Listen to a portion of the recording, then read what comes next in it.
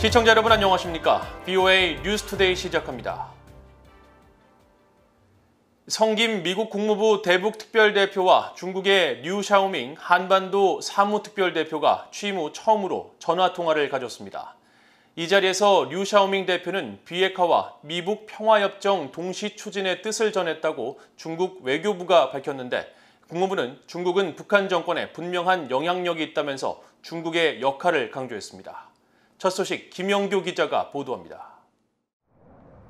미국 국무부는 성김 대북특별대표가 6일 중국의 류 샤오밍 한반도 사무특별대표와 전화통화를 했다고 밝혔습니다.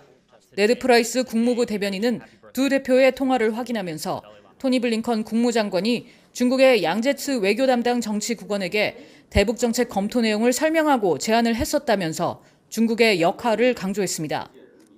북한의 핵무기와 탄도미사일 문제는 미국 혼자가 아니라 동맹인 한국과 일본은 물론 북한 정권에 영향력을 행사해온 중국도 협력해야 한다는 겁니다. These are not challenges that we can take on alone, that we can address alone, that we will need to work in lockstep, of course, with our allies, Japan and the Republic of Korea, among others in this case, but of course China and the PRC has a role to play as well, and obviously has influence with the regime. 앞서 중국 외교부는 보도자료를 통해 두 사람의 전화통화 사실을 밝히면서 성김 대표는 미국이 한반도 사안을 외교적으로 해결하는 데 힘을 다할 것이고 북한과의 대화와 접촉이 최대한 빠른 시일 내에 재개되길 바란다고 말했으며 미국은 한국과 북한의 관계 개선 지지를 확인했다고 전했습니다. 또 류 샤오밍 대표는 이 자리에서 미국의 대북 정책 검토 결과에 대한 견해를 밝혔다면서 비핵화와 미북 평화협정 협상을 동시에 추진하는 이른바 쌍궤 병진 방식과 한반도 문제의 정치적 해결을 위한 단계적이며 동시적인 원칙의 중요성을 강조했다고 밝혔습니다.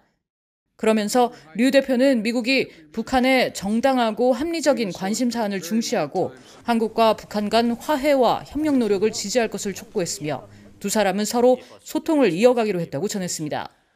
이 같은 중국의 입장에 대해 크리스토퍼 힐 전 국무부 동아시아 태평양 담당 차관보는 미국과 중국의 소통에 의미를 두면서도 류 대표의 발언은 기존의 중국 정부의 입장을 재확인한 것이라고 지적했습니다. I don't think this is a new statement, the restatement of many Chinese of things the Chinese have said many times. So, but I'm glad they're talking, and I think that's encouraging that they're trying to exchange views on North Korea. 조셉 디트라니 전 육자회담 차석 대표는 북한 문제를 다루는 미국과 중국의 최고위급 외교관이 첫 전화통화를 하는 자리에서 중국은 미국에게 과거처럼 대북 유인책을 요구한 것으로 분석했습니다.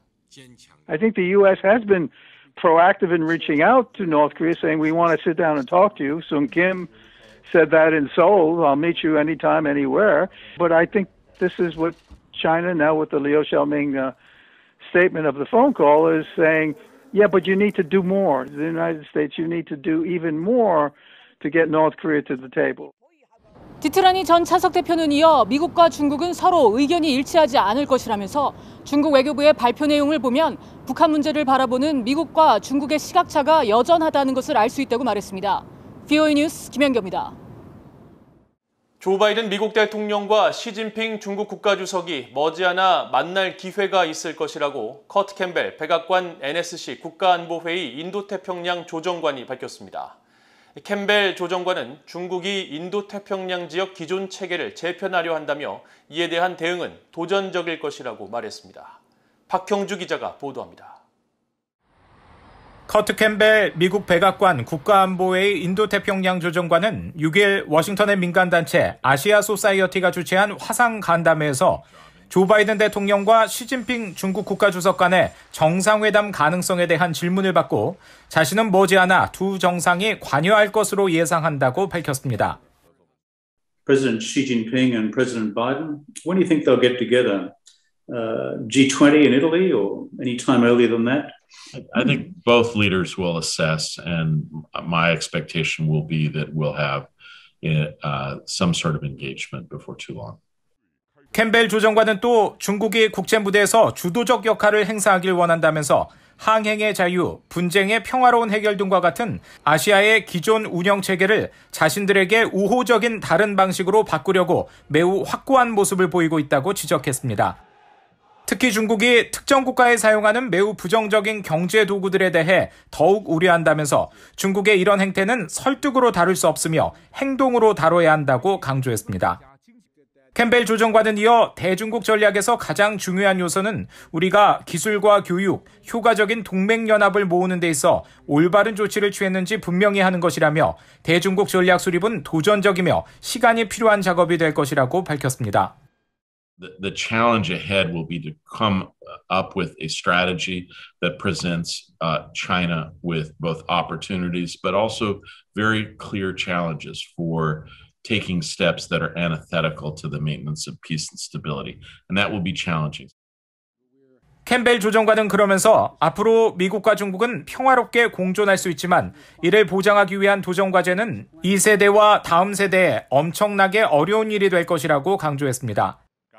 타이완 문제에 대해서는 미국과 타이완의 비공식 관계를 지지하지만 타이완의 독립은 지지하지 않는다며 이 문제의 민감성을 전적으로 이해한다고 밝히고 타이완이 백신과 코로나 팬데믹 관련 사안에서 국제적인 역할을 하길 바란다며 그들이 국제사회에서 외면받아서는 안 된다고 강조했습니다.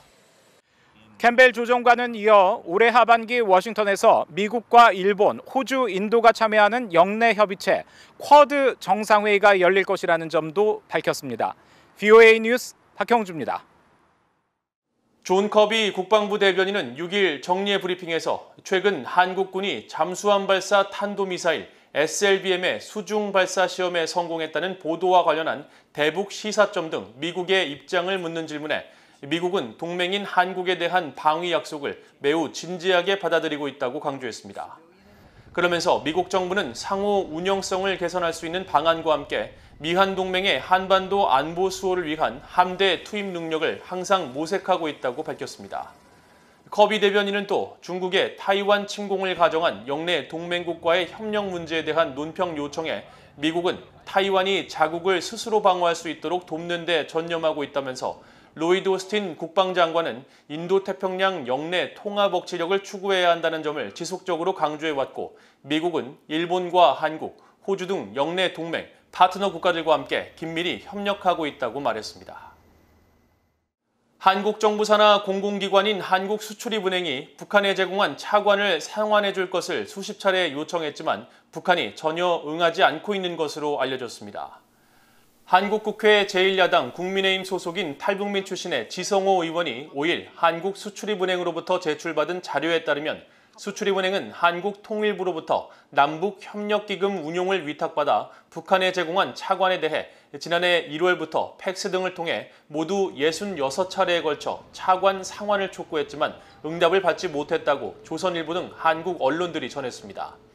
북한은 지난 2000년부터 2007년까지 한국수출입은행으로부터 경공업 차관 8천만 달러를 비롯해 식량 7억 2천만 달러, 자재와 장비 1억 3천만 달러 등 원금만 9억 3천만 달러가 넘는 차관을 제공받았으며 만기일 기준으로 대북 차관 원금과 연체이자 지연 배상금을 포함해 모두 3억 5천 100만 달러를 상환해야 하는 것으로 알려졌습니다.